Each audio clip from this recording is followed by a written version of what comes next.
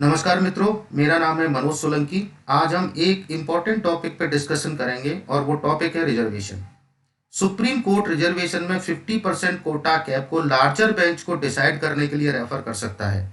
Larger bench का जो भी डिसीजन होगा वो देश में भविष्य का रिजर्वेशन सिनेरियो होगा, यानी उसी हिसाब से डिसाइड होगा कि हमारे देश में कितना रिजर्वेशन मिलेगा या कितने परसेंट तक सीटें रिजर्व होंगी। ये एक पेपर की कटिंग है जिसमें आप पढ़ सकते हैं, should judgement on 50% quota cap be referred to larger bench, Supreme Court to decide.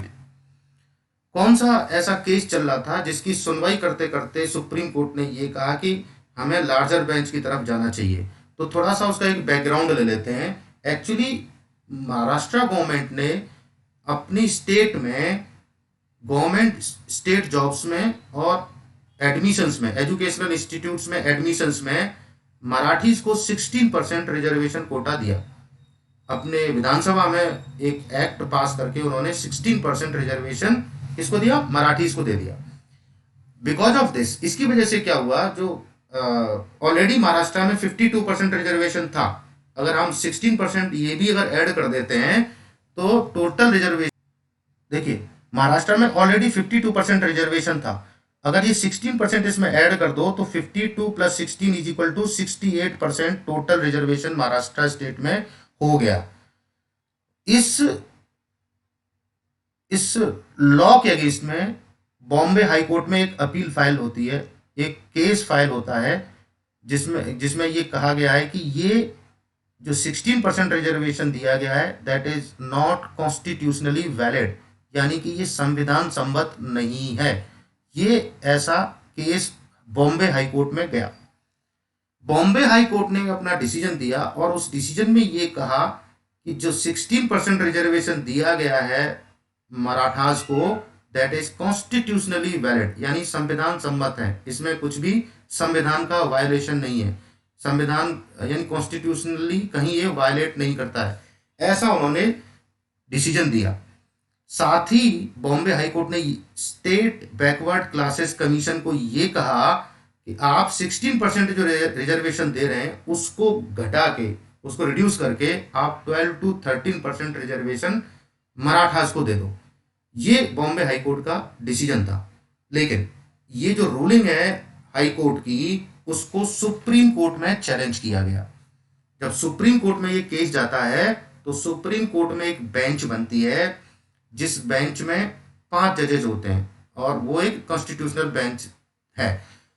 Constitutional bench का क्या मतलब होता है? कॉन्स्टिट्यूशनल बेंच वो बेंच होती है जिसमें कि मिनिमम यानी कम से कम उसमें 5 जज होते हैं, मोर देन 5 जजेस भी हो सकते हैं, 7, 9, 11, 13 एंड सो ऑन। इस तरह से जो बेंचेस बनती हैं उनको बोलते हैं कॉन्स्टिट्यूशनल बेंच।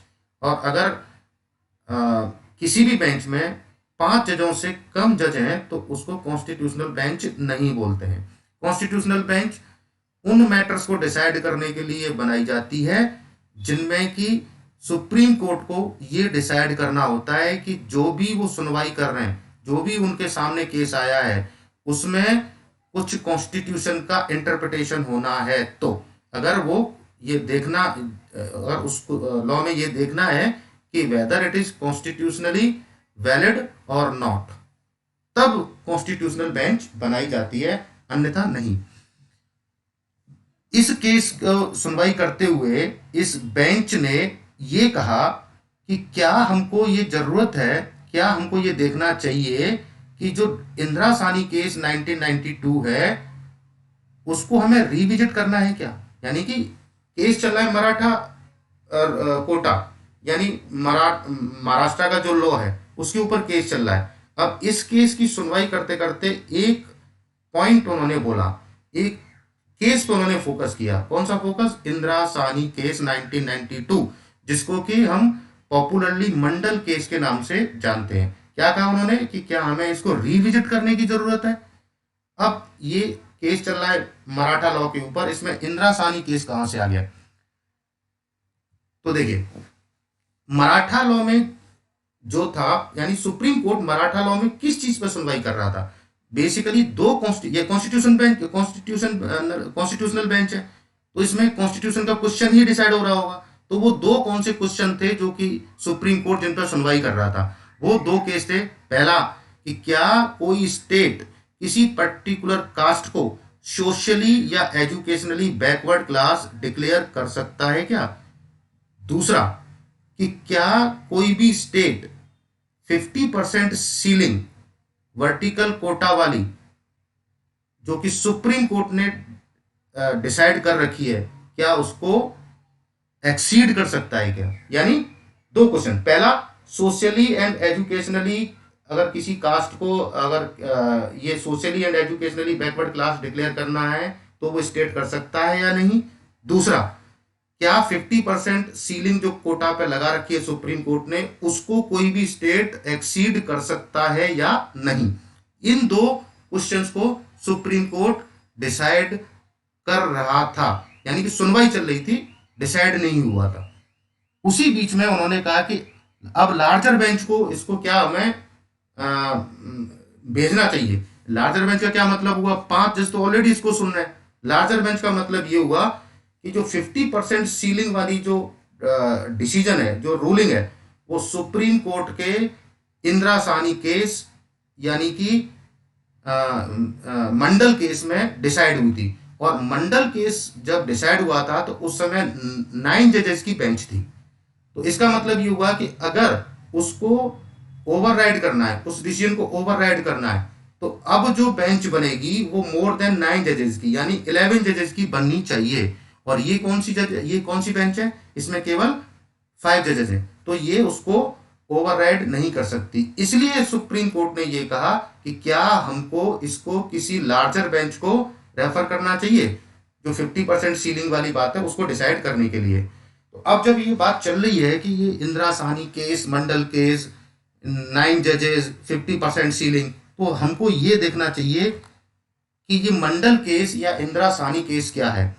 मंडल केस, इंदिरा साहनी केस, एक ही केस के दो नाम है। वैसे केस तो है इंदिरा साहनी केस 1992, बट इसको पॉपुलरली हम मंडल केस के नाम से जानते हैं।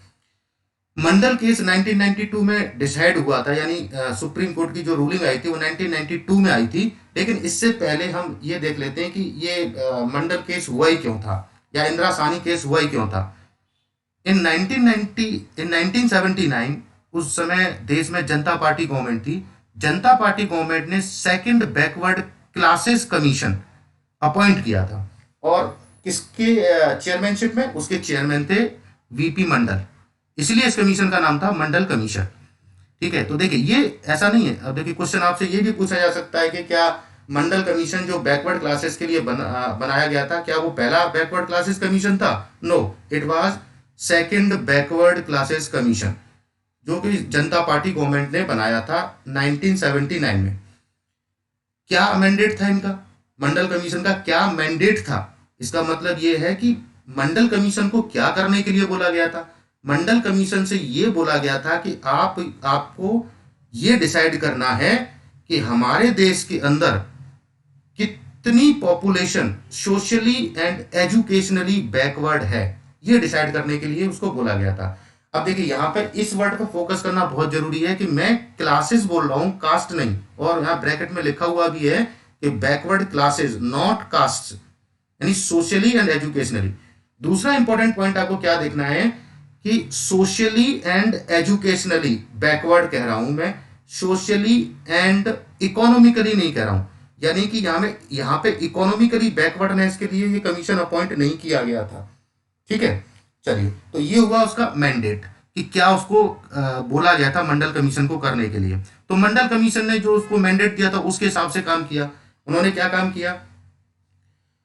कमीशन ने, देखिए कमीशन बना 1979 में, तो इसने अपनी रिपोर्ट सबमिट करी थी 1980 में, यानी करीबन 2 साल का टाइम इसने लिया था। 1 जनवरी 1979 को ये, यानी कि 79 की शुरुआत में अपॉइंट हो गया था और 80 के लास्ट में इन्होंने अपनी रिपोर्ट दी थी, तो करीबन 2 साल का टाइम था। ठीक है, तो 2 साल के टाइम में कमीशन ने अपनी रिपोर्ट दी कि 52% पॉपुलेशन इंडिया की उस समय जो 52% पॉपुलेशन थी, यानी 80 में, 1980 में, वो सोशली एंड, सॉरी यहां पे इकोनॉमिकली नहीं होगा, ये एजुकेशनली होगा। सोशली, ये educationally, socially and educationally backward है, socially and educationally backward classes हैं। और उन्होंने ये रिकमेंड किया, क्या रिकमेंड किया उन्होंने, कि ये जो पॉपुलेशन है, जो बैकवर्ड पॉपुलेशन है, कौन सी बैकवर्ड, ध्यान देंगे दोबारा से, socially and educationally, not economically, उनको 27% रिजर्वेशन देना चाहिए जॉब्स में और एजुकेशनल इंस्टीट्यूट्स में, एजुकेशन के लिए, शिक्षा के लिए 27% रिजर्वेशन देना चाहिए। तो अब देखिए हुआ क्या, ऑलरेडी देश में SC ST के लिए रिजर्वेशन था कितना, 22.5%, शेड्यूल कास्ट के लिए 15 और शेड्यूल ट्राइब्स के लिए 7.5%, टोटली कितना होगा, टोटल कितना होगा 22.5। अब मंडल कमीशन ने ये रिकमेंड किया कि इसके एडिशन में 27% रिजर्वेशन और दे दिया जाना चाहिए, किसको, एक अलग से जो क्लास बनाई, socially and educationally backward classes. तो टोटल रिजर्वेशन कितना हुआ, 22.5 प्लस 27 इज इक्वल टू 49.5। तो नियरली 50% रिजर्वेशन ये करीबन देश में करने के लिए रिकमेंड किया गया, किसके द्वारा, मंडल कमीशन के द्वारा, यानी 27% reservation to socially and educationally backward classes. देखिए ये बात है 1980 की। 1980 के बाद जनता पार्टी गवर्नमेंट चली गई, इसके बाद में जो गवर्नमेंट आती है वो आती है कांग्रेस गवर्नमेंट अंडर इंदिरा गांधी। उन्होंने मंडल कमीशन की रिकमेंडेशंस को एक्सेप्ट नहीं किया। इसके बाद 1984 में इंदिरा गांधी की डेथ होती है, उसके बाद में प्रधानमंत्री कौन बनते हैं, राजीव गांधी। 1989 तक वो प्रधानमंत्री रहते हैं। उन्होंने भी मंडल कमीशन की रिकमेंडेशंस को एक्सेप्ट नहीं किया और नहीं इंप्लीमेंट किया। बट 1990 में वीपी सिंह गवर्नमेंट आती है। VP Singh government accepted Mandal commission report and implemented, उन्होंने इसको इंप्लीमेंट कर दिया। अब जब उन्होंने इंप्लीमेंट कर दिया तो पूरे देश में खूब हाय तौबा मचा। काफ़ी स्टूडेंट्स ने और काफ़ी यंग लोगों ने जो कि नौकरी के लिए घूम रहे थे, या उन्होंने बहुत आंदोलन भी किए, आत्महत्या, आत्मदाह भी किया, बहुत हाय तौबा मचा था देश में उस समय पे। तो ये इस इम्प्लीमेंट किया गया मंडल कमीशन की रिकमेंडेशंस को, जो इम्प्लीमेंट किया गया, वो केस सुप्रीम कोर्ट में गया। सुप्रीम कोर्ट में गया तो इसलिए उस केस को क्या बोलते हैं, मंडल केस, मंडल केस। अब इस मंडल केस में क्या हुआ, मंडल केस 1992 में इसका डिसीजन आया, इसका वर्डिक्ट 1992 में आया, इसलिए ये मंडल केस 1992 बोला जाता है। इस केस में देखिए, जैसे मैंने पहले भी बोला, इसमें कॉन्स्टिट्यूशनल बेंच बनी। कॉन्स्टिट्यूशनल बेंच, इसमें कितने जज थे, 9 जजेस थे। अब 9 जजेस, जैसे मैं पहले भी बोल चुका हूं कि अभी जो मराठा वाला जो केस चल रहा था उसमें कितने जजेस थे, 5 जजेस थे, और मंडल केस में कितने थे, 9 जजेस।